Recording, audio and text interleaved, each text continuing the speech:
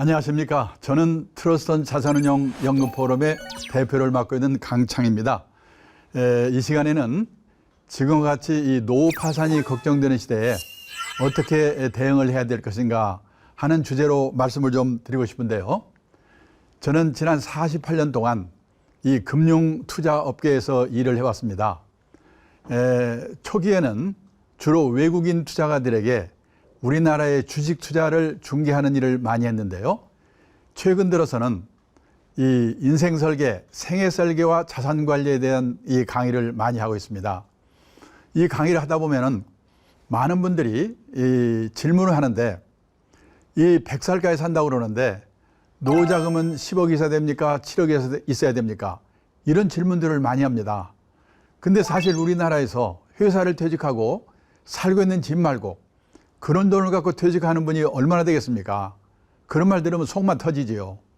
근데 저는요, 그 몇 억의 노후 자금이 있다고 하더라도 인생 설계, 이 생애 설계의 발목을 잡는 세 가지 착각이 있는데, 이 착각에 빠지게 되면 아무런 의미가 없고, 또 몇 억이 없다고 하더라도 착각에 빠지지 않고 미리미리 젊은 시절부터 준비만 잘하면 얼마든지 행복한 노후를 맞을 수 있다. 저는 그렇게 생각합니다. 그 첫 번째 착각이 뭐냐면, 많은 분들이 인생에 80, 80 이후는 없는 걸로 알고 있다. 그래서 뭔가 계획을 세우는 분들도 보면요, 80 이후를 생각하는 분이 거의 없거든요. 근데 다 아시지만 요즘 시중에 유행하는 말 중에 재수 없으면 120살까지 산다. 제가 생각해도 끔찍합니다. 뭐하고 살 건가? 뭐 먹고 살 건가? 두 번째, 우리가 언젠가는 세상을 떠납니다. 그런데 그 죽음이라고 하는 것이 어느 날 갑자기 조용히 오는 걸 알고 있다. 그러면 얼마나 좋겠습니까? 안 그렇죠? 저도 이제 4년 전에 노모가 92세로 돌아가셨는데요. 한 3년쯤 아프셨거든요.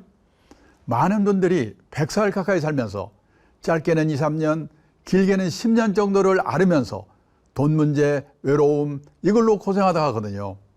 저는 저희 어머니를 보면서 자기 발로 화장실만 걸어 다니다가 세상 떠나도 얼마나 좋을까. 이거는 존엄에 관계된 거거든요. 세 번째, 저는 우리나라 가정에서 가장 큰 문제가 세 번째라고 생각합니다. 많은 분들이 아직도 자식이 자신의 노후라고 생각하고 있는 돈 다 퍼부어놓고 노년에 쪽방에 사는 분 많거든요. 자녀 리스크라고 하죠. 여기에 걸려버리면 몇 억의 노후 자금이 있어도 아무 의미가 없다는 겁니다. 그래서 이제 이 노후 준비는 뭐 퇴직할 무렵 또는 퇴직하고 나서 그저 몇 억은 노후 자금 준비하면 끝난다. 이게 아니고 젊은 시절부터 미리미리 이런 문제를, 이 몇 가지 문제를 종합적으로 생각하고 대처를 해야 된다는 겁니다. 제가 얼마 전에 이 공무원 연금공단에서 퇴직 예정 공무원분들을 대상으로 강의를 했는데, 이 강의가 끝나니까 한 분이 이 공단 측에 의견이랄까 항의랄까 이 말을 하는데, 이런 식의 교육을 10년쯤 전에 마누라하고 같이 듣게 해주셨어야지. 지금 혼자 와서 들으면 내일 모레 퇴직인데 언제 준비하란 말이냐. 그리고 권한은 마누라가 다 하고 있는데 내 말 안 듣는 마누라는 누가 설득하란 말이냐. 그렇게 얘기를 하더라고요. 생각해보니까 그렇겠구나. 퇴직하고 나면은 이미 늦습니다. 퇴직하기 좀 10년, 20년 전부터 이런 문제를 미리미리 생각해보고 준비를 해야 된다는 겁니다. 사실 저도 금년에 우리 나이로 75세입니다만은 이제 이 나이가 되면은 깨닫게 됩니다. 아, 옛날에 그때 그렇게 했으면 안 되는구나. 이렇게 했어야 되는구나. 그걸 깨닫는데, 깨닫게 되면 이미 그때는 늦는 거죠. 생각해 보니까 젊은 시절에 간접적인 경험으로라도 이런 문제를 미리미리 생각해 보고 준비를 하는 거, 그게 중요하다. 저는 오늘 이 제 강의를 들으신 이 30대, 40대, 50대 이런 분들이 미리미리 노후 설계, 생애 설계, 인생 설계에 대해서 이 몇 가지 이 지금 말씀드린 내용으로 준비를 어떻게 하면 좋을까, 그런 관점에서 들어주셨으면 감사하겠습니다. 벌써 이제 몇 년 된 얘기입니다. 일본의 NHK, 우리말로 하면 KBS가 노후 파산 특집이라는 걸 방송했습니다. 일본에서 난리가 났습니다. 그 책으로 돼가지고 우리나라에도 번역이 돼서 됐는데 그거 읽은 분들이 공포 분위기입니다. 저는 일본에서 근무를 좀 오래 했기 때문에 일본 사정을 안다고 생각했거든요. 일본은 노인들한테는 천국이고 젊은 애들한테는 지옥인 나라다, 이런 생각을 제가 하고 있어서요.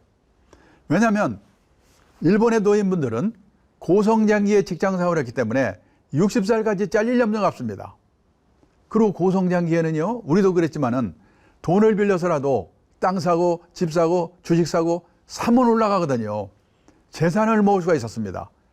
그리고 일본은 우리보다 연금 제도가 일찍 도입이 됐기 때문에 웬만한 직장인이면 우리식으로 말하면 국민연금하고 퇴직연금, 이 두 개만 합치면요, 이 선생님이나 공무원이 아니더라도 보통의 직장인도 우리 돈으로 200만 원 정도는 다 받거든요. 근데 그 일본에서 65세 이상 노인 중에서 이 혼자 사는 노인, 사별하거나 이혼하고요, 자식들하고도 안 사는 독거 노인이 630만 명인데, 그 중에서 200만 명 정도가 노후 파산으로 비참한 삶을 살고 있다는 겁니다. 깜짝 놀랐습니다.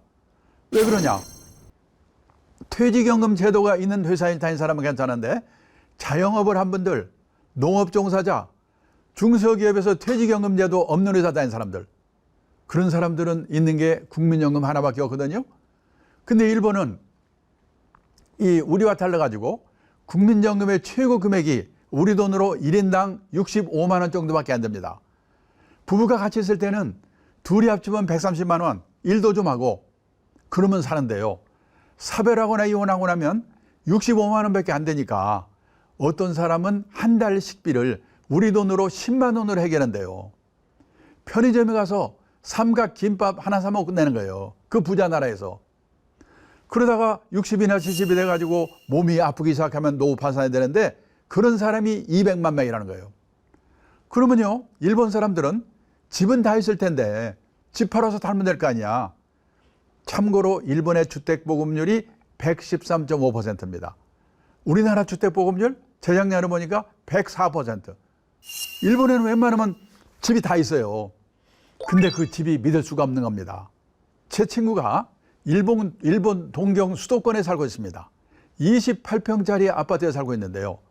그 아파트를 1984년도에 우리 돈으로 계산해서 1억 2천만 원에 샀습니다. 그게 쫙 올라가지고 일본의 집값이 제일 비쌀 때가 언제냐? 1991년 3억 6천만 원까지 올랐어요. 지금 거기 살고 있거든요. 우리 돈으로 3천만 원, 4천만 원에도 안 팔린대요. 팔아봤자 1년 생활비도 안 되는 거예요.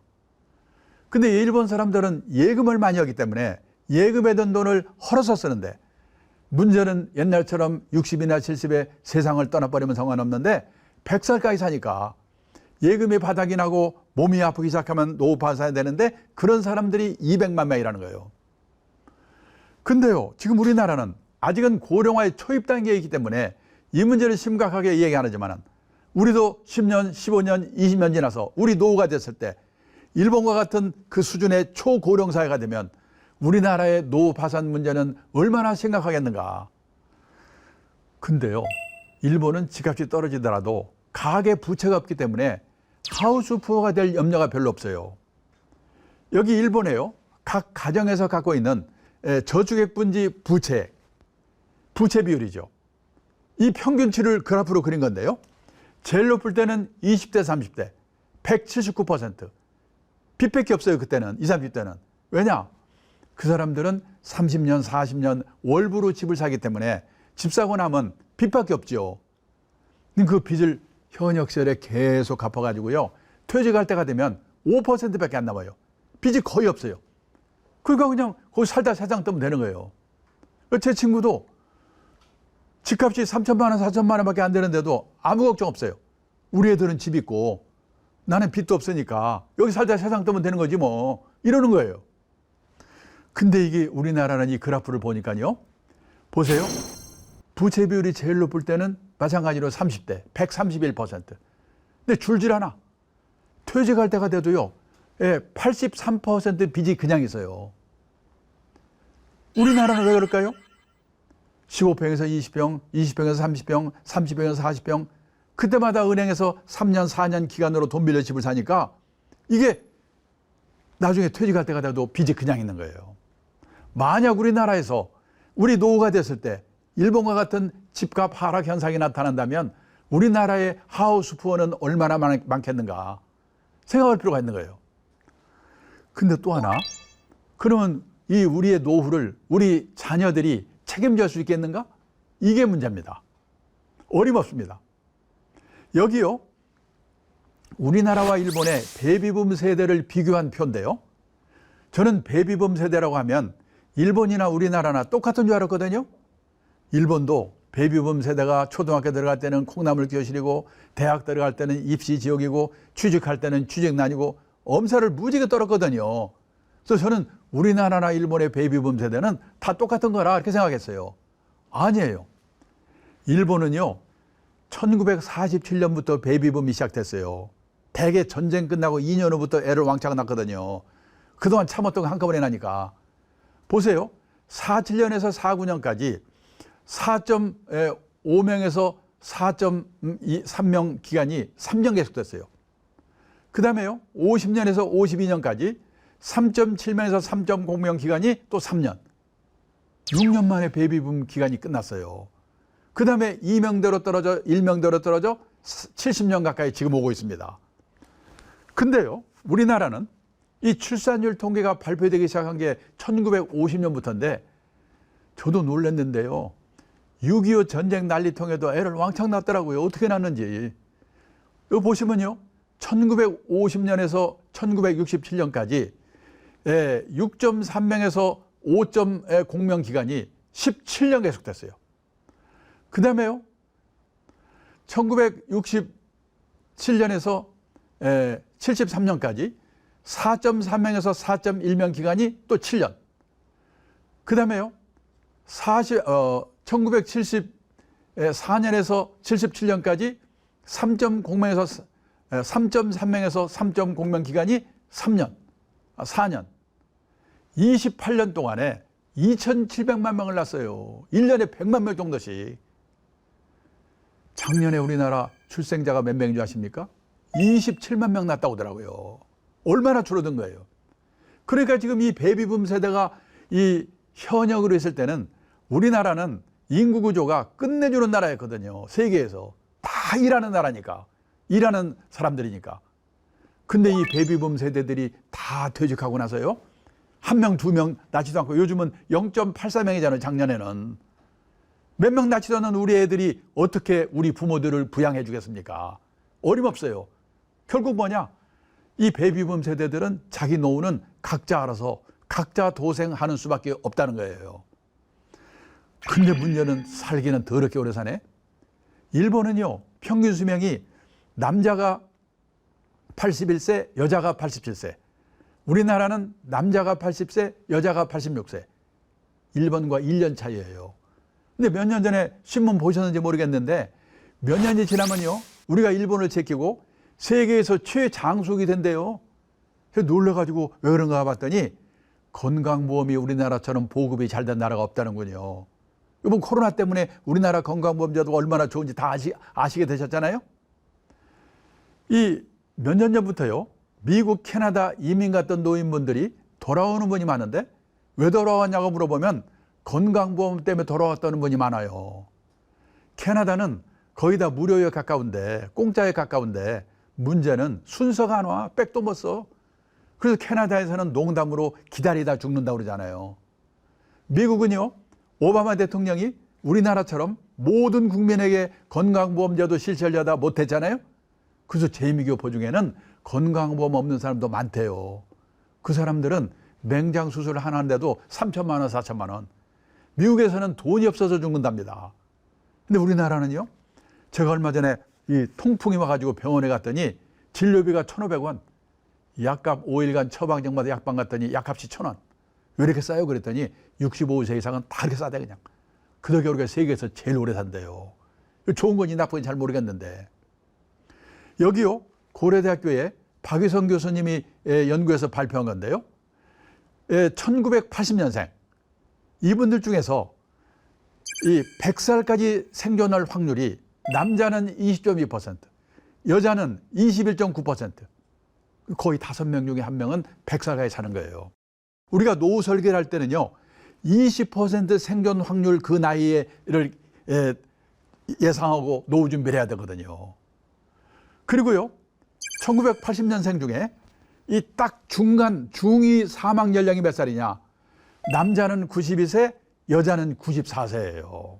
그러니까 이 강의 들으시는 분들은 교통사고만 안 당하면 다 100살이다. 이러고 준비를 해야 된다는 거예요. 요즘 문제가 또 뭐냐? 결혼했다 이혼한 분들 돌싱 유행이잖아요.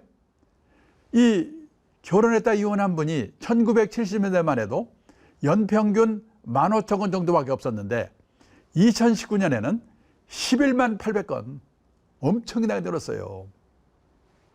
옛날에 우리 어머니 세대들은요, 결혼해서 실망을 하면 팔자라고 생각하고 희망을 버렸는데 요즘 여성들은 결혼해서 실망을 하면 남편을 버린답니다. 근데 옛날에는요, 결혼해서 4년 이내에 아이고 실수했구나, 이 신혼이혼의 비율이 제일 높았거든요. 근데 2019년에는 결혼해서 20년 이상 된 소위 말하는 중년 황혼연의 비율이 1990년에는 5%밖에 안 됐는데 2019년에는 35%, 작년 2020년에는 37%나 됐다고 하더라고요. 지금요, 혼인 기간별로 볼 때 비율이 제일 높은 게 중년 황혼연이에요. 이웃나라 일본하고 비교해 보면은 이 혼자 되는 그 노후가 혼자 노후가 되는 게 이유가요, 공통점은 사별이지요. 그런데 우리나라는요, 두 번째 이유는 이 황혼이혼 때문에 그런 겁니다. 저는 일본이 황혼이혼이 더 많은 줄 알았거든요. 2000년 전후에서요, 일본에서 나리다 이혼이라고 그래가지고 이 막내 아들이 결혼해가지고 나리다 공항에서 신혼여행 떠나고 나면 이혼을 선고하는 거예요. 그 남편한테. 그런 게 유행이라고 해서 저는 황혼이혼 비율이 일본이 무지하게 높은 나라인 줄 알았어요. 우리나라가 훨씬 높습니다. 제가 숫자로는 말씀 못 드리지만은. 그러니까 이걸 조심해야 돼요. 근데 일본은 그러면 어떤 뭡니까? 이 사별 말고 더 혼자 사는 이유가 뭐냐? 생애 미혼, 결혼 안 하고 사는 사람들. 그 사람들이 나이 들어서 이 혼자 사는 비율이 또 많은 거예요. 그래서요, 일본은 65세 이상 노인 중에서 혼자 사는 노인, 독거 노인이 630만 명, 전체 노인의 18%. 우리나라는요, 혼자 사는 노인의 숫자는 아직은 159만 명. 왜? 일본이 우리의 인구가 2.4배거든요. 노인 비율이 우리의 2배 가까이 돼요. 그래서요, 숫자로는 159만 명밖에 안 되는데 퍼센트로는 19.6%, 5분 중에 한 분이 혼자 살아요. 혼자 사는 노인의 비율은 우리가 일본보다 높거든요. 근데 지금 우리나라는 5,100만 인구 중에서 65세 이상 노인 비율이 16%, 일본은 29%, 2배 가까이 돼요. 저 잘 나가던 일본이 20년 넘게 맥을 못 쓴 큰 이유 중에 하나가 노인 비율이 높아서 그런 거거든요. 근데 우리도 앞으로 10몇 년 지나면 지금 일본처럼 초고령 사회가 될 거예요. 그때 가면 우리나라도 혼자 사는 노인의 숫자가 얼마나 많아지겠는가.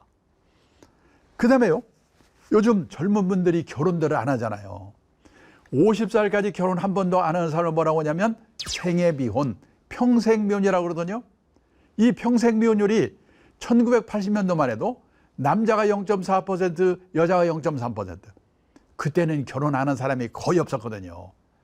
근데 2015년에는 남자가 10.9%, 여자가 5%로 늘어났어요. 이거 5년마다 발표하거든요. 작년 통계 곧 발표되면 엄청 높아졌을 거예요. 근데 놀란 건요, 이웃나라 일본입니다.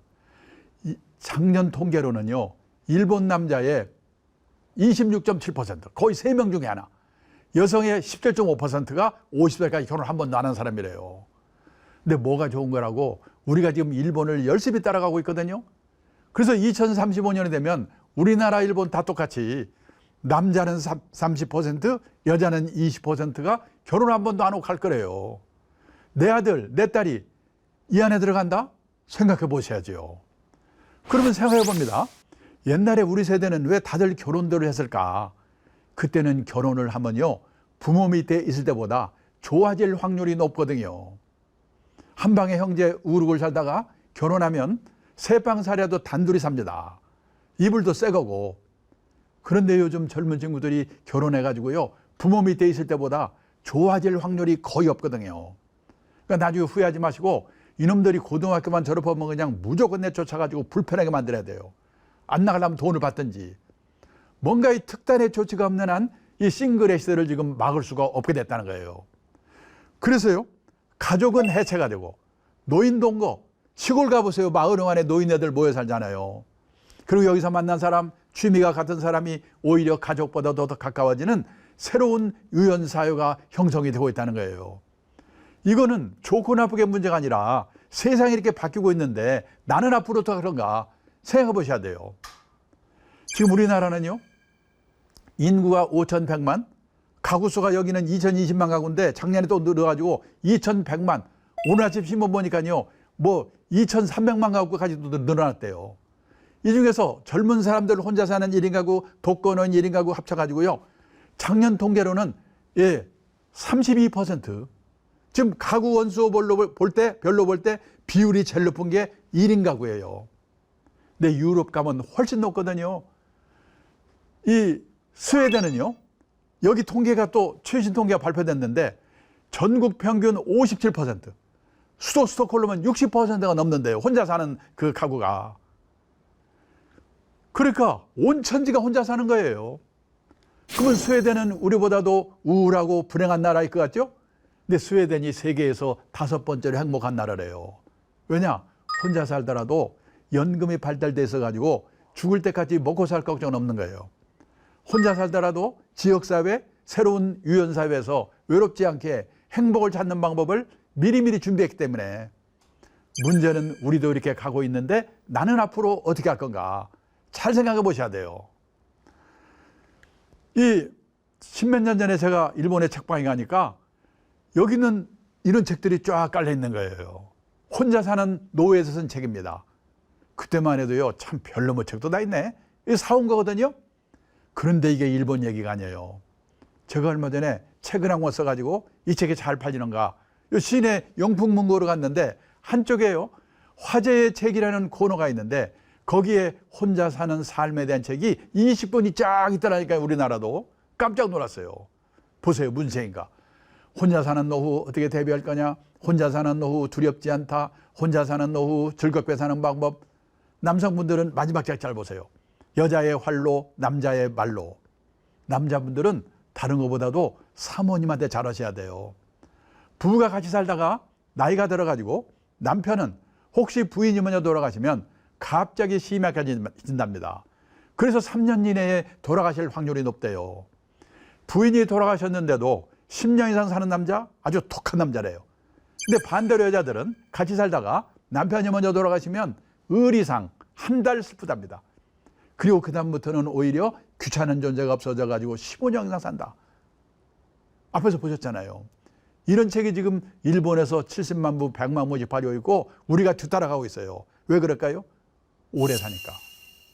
자, 그래서요, 이 혼자 살게 되는 노후에 대해서 대비가 필요한데 제일 중요한 게 먹고 살아야 되잖아요. 연금이에요.